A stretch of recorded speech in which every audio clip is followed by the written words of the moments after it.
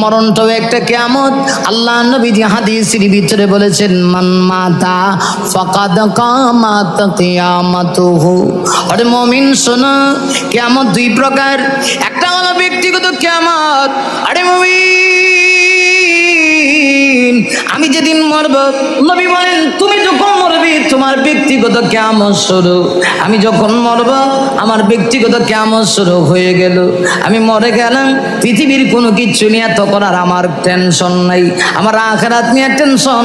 অতএব মরণের আগে মরণের জন্য প্রস্তুতি গ্রহণ করা দরকার। আমার মরণটাও কিয়ামত। এই কিয়ামতটা হলো আমার ব্যক্তিগত, আরেকটা হলো সমষ্টিগত কিয়ামত। গোটা পৃথিবী একদিন ধ্বংস হবে নি। তাহলে এই দুনো কিয়ামত আমার আপনার সামনে আসেনি, কথা কোন না আসেনি। আমার ব্যক্তিগত কিয়ামত মরণ নামক কিয়ামত আছে, আর সমষ্টিগত কিয়ামত আছে।